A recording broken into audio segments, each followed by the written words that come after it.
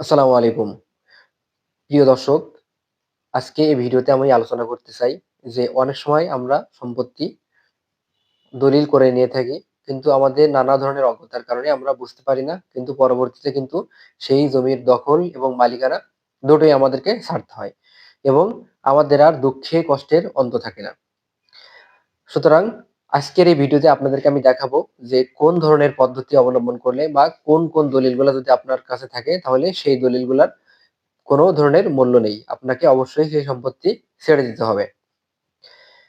সুতরাং সম্পূর্ণ ভিডিওটি দেখবেন এবং ভালো লাগলে চ্যানেলটি সাবস্ক্রাইব করবেন।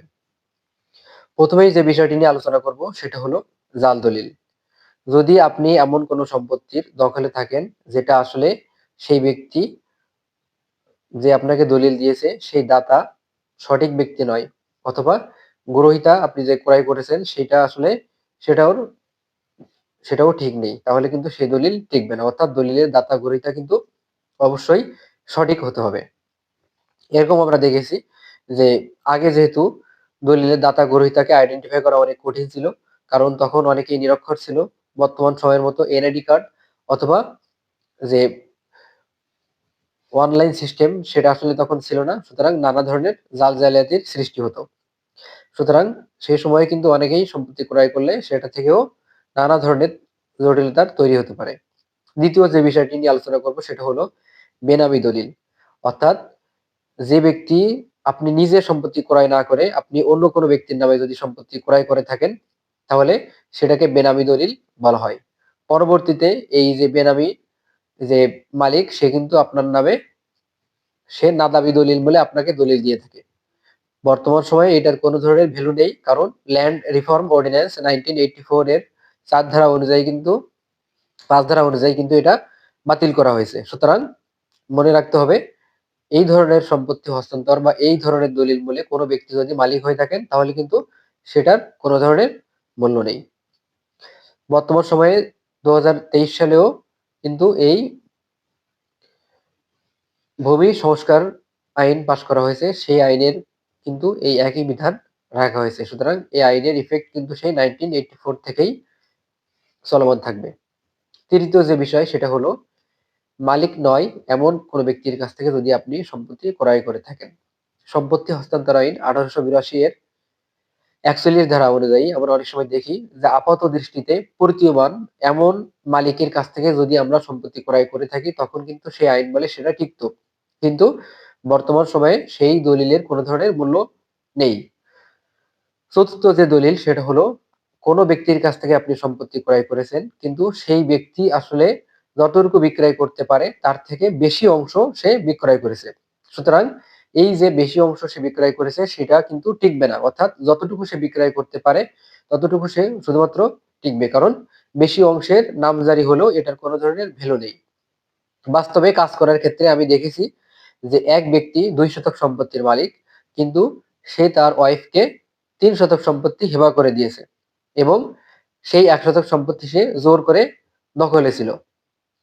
কিন্তু মনে রাখতে হবে এই দখল করে যদি নতুন করে দলিল তৈরি করে দেয় তারপরেও কিন্তু দলিলের কোনো ধরনের ভ্যালু নেই। অনেকেই মনে করেন যে সম্পত্তি মনে হয় হস্তান্তর করে দিলেই আমি মালিকানা নতুন করে তৈরি হয়, অথবা যতবার হাত বদল হবে ততবার মালিক মালিকানাটা শক্তপোক্ত হবে। এরকম কোনো বিষয় কিন্তু আসলে বাস্তবে হয় না। পঞ্চম যে বিষয় সেটা হলো ওয়ারিশ সম্পত্তি।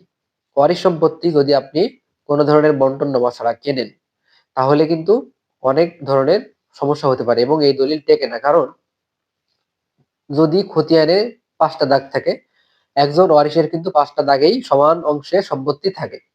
সে যদি একটা দাগ থেকে বিক্রয় করে দেয় এবং অন্য কোনো পক্ষের অনুমতি অথবা অন্য কোনো পক্ষের সম্মতি ছাড়াই, তাহলে কিন্তু সেই দলিল টিকবে না।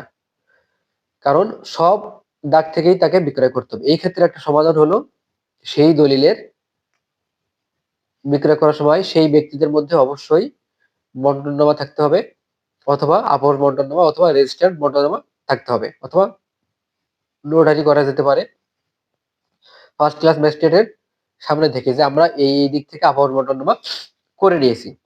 ষষ্ঠ যে বিষয় সেটা হলো পাওয়ার অফ অ্যাটর্নি দলিল। এই পাওয়ার অফ অ্যাটর্নি দলিল বলে কোনো ব্যক্তি যদি হেবা অথবা দান করে দেয়, তাহলে কিন্তু সেই দলিলের কোনো ধরনের মূল্য নেই। কারণ মনে রাখতে হবে, হেবা দলিল শুধুমাত্র করা হয় সম্পত্তি রক্ষণাবেক্ষণ, বিক্রয় অথবা কোনো একটা নির্দিষ্ট উদ্দেশ্য সার্ভ করার জন্য। সেটা অবশ্যই মাথায় রাখতে হবে। যদি এইগুলা ছাড়া অন্য কোনো কাজ করা হয় হেবা অথবা দান, তাহলে কিন্তু সেটা বাতিল। ষষ্ঠ যে বিষয় সেটা হলো, কোনো ব্যক্তির দলিল আছে অনেক দিন ধরে কিন্তু সে দখলে নেই এবং কোনো ধরনের খাজনাও সে পরিশোধ করেনি, অর্থাৎ তার দলিলটি acted upon হয়নি, সেই ক্ষেত্রে কিন্তু এই দলিল টিকবে না। সপ্তম যে বিষয় সেটা হলো, বন্টননামা দলিল যখন করা হয়, সেই বন্টননামা দলিলের কোনো পক্ষকে যদি বাদ দিয়ে করা হয় তাহলে কিন্তু সেই দলিলের কোনো মূল্য নেই। কারণ বন্টননামা দলিলে সবাইকেই পক্ষ হতে হয়। অষ্টম যে বিষয় সেটা হলো যে, আপনি দলিল বলে দখলে আছেন, কিন্তু আপনার যে দাগ থেকে দলিলে ভোগ দখলের কথা বলা আছে, আপনি সেই দাগে ভোগ দখল না করে অন্য কোনো দাগে যদি ভোগ দখল করে থাকেন, তাহলে কিন্তু সেই দলিলের মূল্য নেই। যদি আপনি ভ্রম সংশোধন দলিল করে ওই নির্দিষ্ট দাগ, যে দাগে আপনি দখলে আছেন সেই দাগ উল্লেখ করতে না পারেন।